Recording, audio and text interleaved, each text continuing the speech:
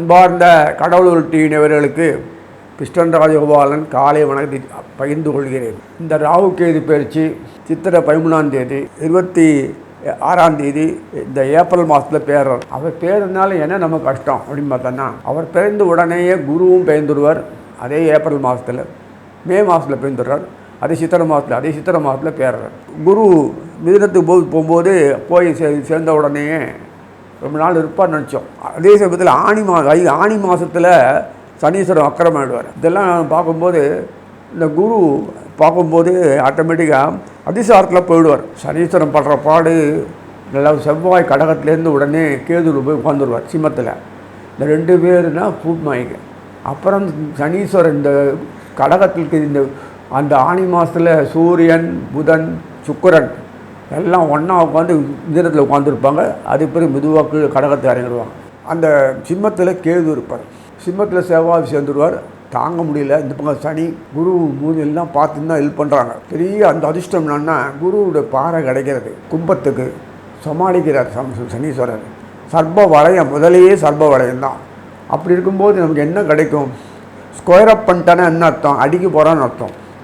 விவஸ்தையே கிடையாது, எல்லாம் ஒன்று தான். அப்படி இருக்கும்போது ஆபரண யோகம் வருது. சுக்கிராச்சாரியார், புதன் 2 பேருமே பாம்பை போட்டு மிதிக்கிறாங்க. மரியாதையாக ஒழுங்காது.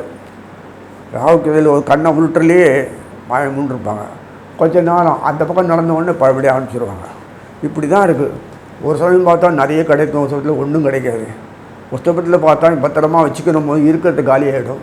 புதுசாக பிரச்சனையில் வந்துன்னு இருந்ததுன்னா எப்படி நம்ம சொல்யூஷன் கிடைக்கும்? வாழ்வா தாழ்வான்றது தான் போகும். ஆனால் நிறைய பணம் கொட்டும், செல்வம் பத்திரம் எல்லாம், சொத்து பற்றி எல்லாம் வரும். ஆனாலும் ஒரு ஸ்திரத்தன்மை இல்லாத ஒரு வாழ்க்கையில் அலைச்சல் தான் மிச்சமாக இருக்கும். ஏதோ வாழ்க்கையில் ஒரு அனுபவிக்கக்கூடிய பாக்கியம் கிடைச்சாலும் கூட ஒட்டுதல் இல்லாத ஒரு வாழ்க்கை, பயம் ஆட்கொள்ளும். இதெல்லாம் வரக்கூடியது. இந்த மாதிரிலாம் சீன்லாம் கொடுத்தோன்னா நம்ம எப்படி அனுபவிக்க முடியும்? கம்பங்கழங்கு இந்த கேழ்வரை கஞ்சி குடித்தா கூட நிம்மதியாக பீஸ்ஃபுல்லாக வாழலாம். இவ்வளோ ஆடம்பரமாக எல்லாம் கொடுத்து வாழ்க்கை இல்லாத ஒரு வெற்று வாழ்க்கை பேரும். கல்யாணமானாலும் சரி தான், ஆகட்டாலும் சரி தான், எல்லாம் ஒரே மாதிரி தான் இருக்கும். இப்படி இருந்தால் எப்படி வாழ்க்கை வாழறது?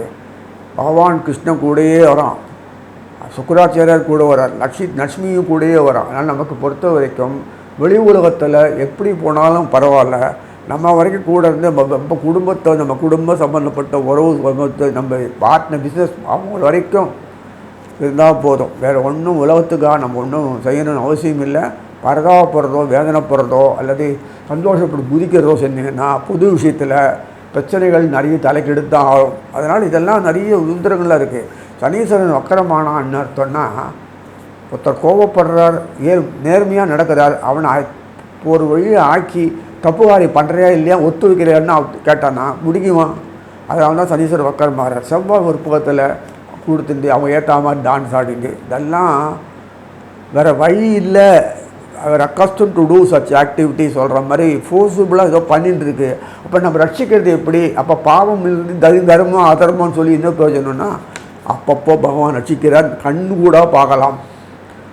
இந்த பூமியில் மட்டும் பகவான் அப்பட்டமாக இருக்கார். எத்தனை தேவதைகள் கூட இருக்காங்க, நம்ம கணக்கே இல்லை.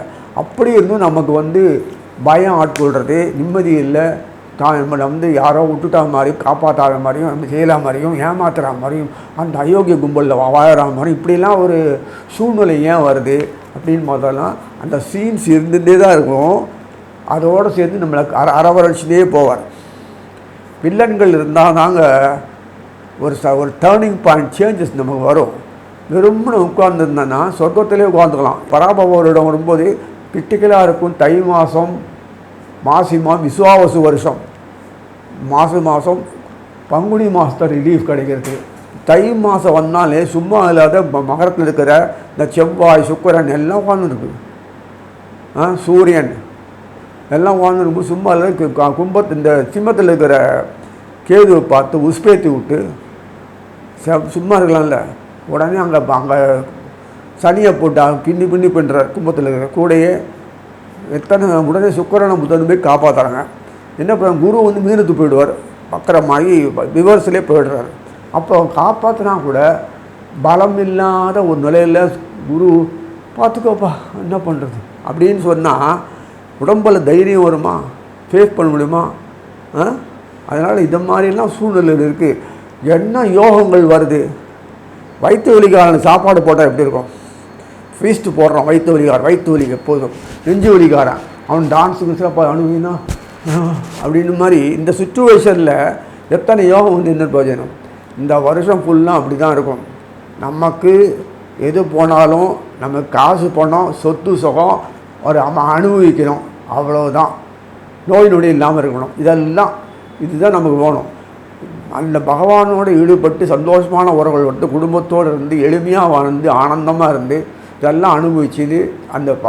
அது அவனோடு அந்த பாக்கியம் நிறைய கொடுக்குறான்.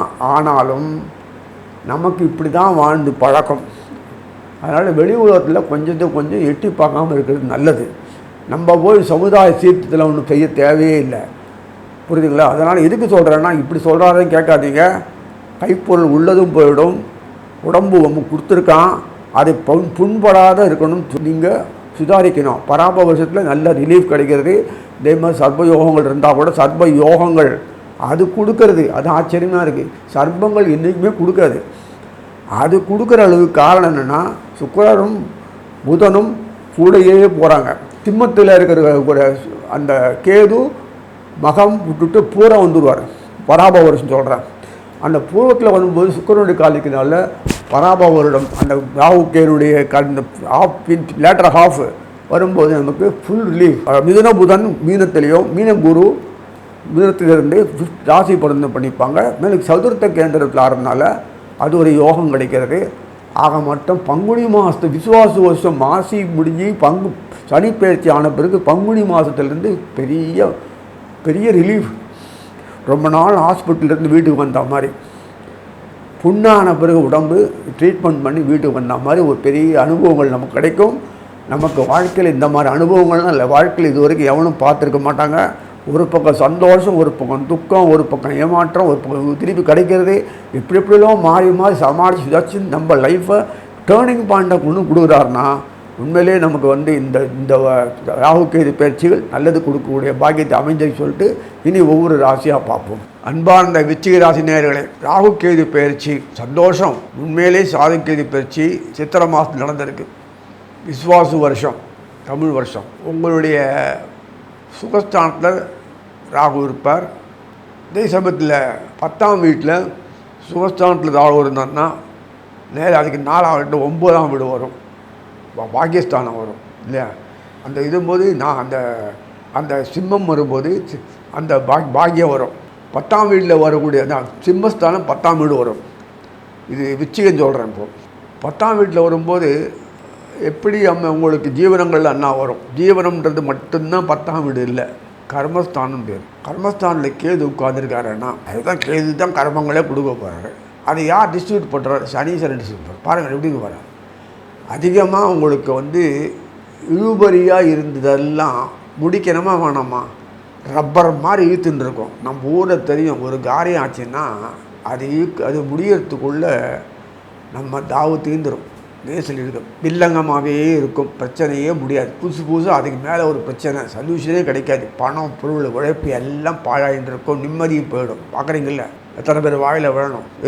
இது நமக்கு சப்போர்ட்டிவாக இருக்கிறவும் வரமாட்டாங்க, ஹெல்ப் பண்ணவும் மாட்டாங்க. இப்படிலாம் வாழ்க்கையில் போயாமல் சொல்யூஷன் பிரச்சனையே பார்த்ததுக்கு தான் விச்சிகத்தினுடைய வேலையே. அந்த அமைப்பில் இருக்கும்போது செவ்வாய் வாலண்டியராக சர்வீஸ் பண்ணி அது அமைதியாக இருக்கிற இடம் வந்து உங்களுக்கு வந்து கடகத்தை அமைதியாக இருப்பார். ஏன்னா உணர்ச்சி காட்ட முடியாத பலம் குறைச்சல். நேரம் சனியை தொடர்பு கொள்கிற, நீ தாண்டா வழி பண்ணணும். எல்லா விதமான வினைகளுக்கு சனி தானே காரணம், நீ தான் வழி பண்ணணும். உடம்புல மனசில் தம்பு குறைஞ்சி போய் கவலை வரும்போது வாட்டும்போது நோய் தானே வாய்ப்படணும். பலம் குறைஞ்சி போய்டுறது, உழைப்பில்லை, எதிர்பார்த்து துணுண்டு, அதில் 1008 கண்டிஷன் வேறு. வாழ்க்கையில் 1 இன்ச்சு ஏறினா 4 இன்ச்சு ஏறக்கூடிய அதான் விச்சிகத்தின் அமைப்பாக இருக்கிறதுனால எப்படி மேலே வருது. அடித்தாரு அடி. இப்போ சர்ப்ப பேச்சு இருந்ததுனால உங்களுக்கு செவ்வாய் துணை இல்லாமல் சனி துணை இல்லாமல் சர்ப்பங்கள் வேலையே செய்யலை. எவ்வளோ இருக்கு. அதே செவ்வாயும் இந்த கட்டத்தில் வரும்போது அவருக்கு பலம் இருக்கணும் அவசியம் இல்லை.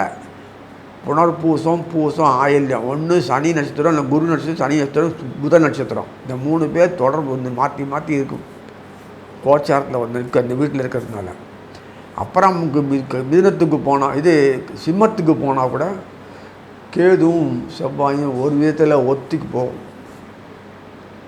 இந்த கேது வந்து அது கண்ணிலேயே வசியம் பண்ணிடும். உணர்ச்சிக்காரன் நான் சொல்லக்கூடிய செவ்வாய் அதை பார்த்து ஆணு மயங்கி போய் ஒன்றை விட்டா இந்த கதியில் இவ்வளோ பெரிய என் மேலே அன்பு காட்டுறிய, பாசம் காட்டுறிய, நான் என்ன புண்ணியம் பண்ணணும், உன்னை பார்த்தாலே நிம்மதி உன் கூட இருக்கணும் அப்படின்லாம் செவ்வாய் வளரும் அவன்கிட்ட போய் கேதுக்கிட்ட. அது பார்ப்பார், சரி சந்தோஷம் சொல்லி அந்த சனியின் செவ்வாயும் மாற்றி மாற்றி ஹெல்ப் பண்ணுறது ஒரு பெரிய பிரச்சனையே இல்லை. அந்த மாசி மாதம் மாசி மாதம் வரும்போது தான் சனீஸ்வரன் மேலே போயிடுவார். ஒரு வழியாக பாம்பு விட்டு போனால் போயிடுவார், கவலையே இல்லை. சனீஸ்வரர் வக்கரமாகும் போது ஆட்டோமேட்டிக் குரு வக்கர நிவர்த்தி ஆகும்போது குரு வக்கரமாவார். இது பாருங்கள், வக்கரமானால் தான் மறுபடியும் கடகத்துலேருந்து மிதுனத்துக்கு போவார். ஒரிஜினலாக பேச்சு கடகத்துக்கு வந்த பிறகு அங்கே சிம்மத்துக்கு இது அதிசாரத்தில் போகும்போது ராவுக்கு இது பேசி நடந்துடும். அப்படியே வக்கரமாகி போனது மாசி இந்த விஸ்வாச வருஷம் மார்கழி மாதத்தில் தான் வக்கரத்துலேருந்து ரிவர்ஸ் ஆகி மிதுனத்துக்கு போவார், மறுபடியும் போவார். அதுக்கு பிறகு புதுசாக வந்து கடகத்துக்கு பேர்ந்து அங்கேருந்து வழிசாரத்தில் போகும்போது பராப வருஷத்தில் வரும். அதனால் அதுக்கு தகுந்த மாதிரி டைமிங் எலிமெண்ட் வச்சுருக்காரு. சர்ப்பங்கள் தான் 1.5 வருஷம் போகிற வரைக்கும் எங்கேயும் போனாலும் திருப்பி எங்கிட்ட வந்துடுறேன்னு சொல்கிறதுக்கு கிரிப்பு வச்சுருந்து செயல்படுத்துறதுங்க. அதனால தான் புதனும் சுக்கரனும் வாலண்டியராக தலைவர்கள் 2 பேருமே மாற்றி மாற்றி போயிட்டுருக்காங்க. இல்லைன்னா மொத்த நாசம் விளைவுகள் தான் வரும். சுற்றி இருக்கிற நாடுகளில் நாசமாகிறது கண் முன்னாடி பார்த்துட்டுருக்கீங்க. நம்ம நாட்டுக்கு இப்போ இந்த விஸ்வாசத்தில் கொஞ்சம் எட்டி காட்டும். இந்தோனேஷியா வரைக்கும் வந்த ஒரு பெரிய ஒரு ஆட்டை ஜோல்ட்டு நம்ம வீட்டுக்கு எவ்வளோ நேரம் வரத்துக்கு அந்தமா. அதனால் கொஞ்சம் இருக்க பயமுறுத்தும். நம்ம பயப்பட தேவையில்லை, ஒரு விழிப்புணர்ச்சி வரும். இதே மாதிரி மந்த நிலை அரசியல் மாற்றங்கள் நிறைய வருது. நமக்கு அனுகூலமாக என்னென்ன உண்டோ அதனை பாதிப்புலேருந்து வெளியில் காப்பாற்றி கொண்டு வர்றது, நமக்கு சக்தியை கொடுக்குறது, தைரியத்தை கொடுக்குறது, விழிப்புணர்ச்சி கொடுக்குறது, வழிகாட்டுறது, அமைப்பும் கொடுக்குறது, இதெல்லாம் பண்ணுறது. அதனால தான் உங்களுக்கு பொறுத்த வரைக்கும் அந்த விருச்சிகத்தினுடைய தன்மையில் பார்க்கும்போது கடகம் ரொம்ப முக்கியம். 9ஆம் வீடு 10ஆம் வீடு, 9 கடகம் 10 அங்கே தான் போகிறார். அடுத்தது பயிற்சி ராகு கேது பயிற்சி அங்கே போகும். ராகு வந்து இங்கே வந்துடும், மகரத்துக்கு வந்துடும்.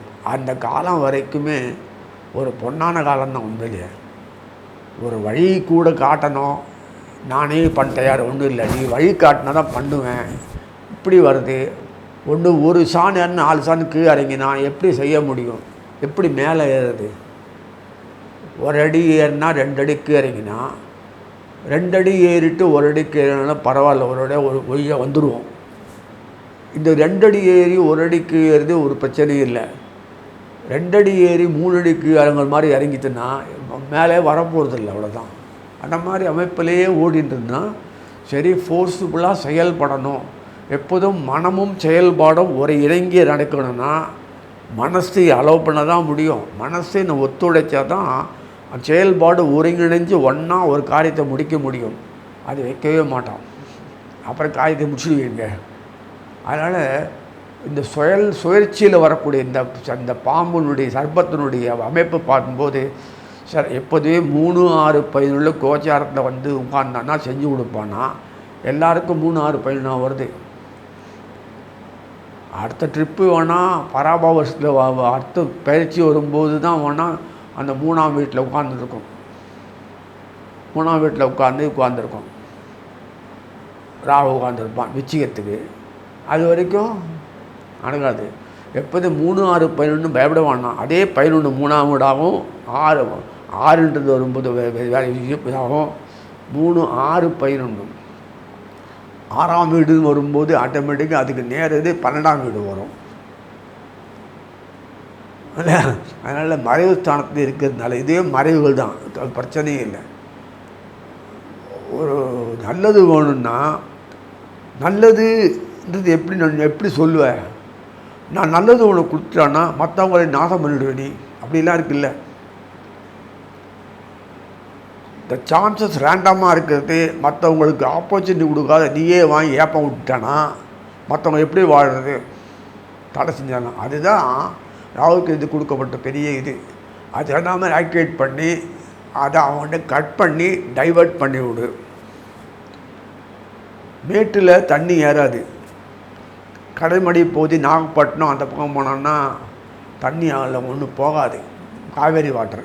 அப்போ என்ன பண்ணணும்? அது என்ன வாய்க்கால் வெட்டி தண்ணியை ஏற்றிட்டு ஒரு பெரிய ஏரி கட்டு ரொப்பணம் வழி பண்ணால் தான் முடியும். அதே மாதிரி இந்த ராகுகேது அமைப்பில் எப்போதுமே இந்த மாதிரி சமயத்தில் ஹெல்ப் பண்ணுறது தான் அமௌண்ட் நமக்கு வருது, புரியுதுங்களா? அதனால் ஒரு மாறுதலுக்கு எப்படி பண்ணால் போகுது நீ கண்ணால் பாருங்கள், மாற்றாவது நடக்கும். ஆனால் விருச்சிகத்தினுடைய அமைப்பில் பார்க்கும்போது 4ஆம் வீட்டில் இருக்கிற ராகு வந்து உட்காந்துருவார்.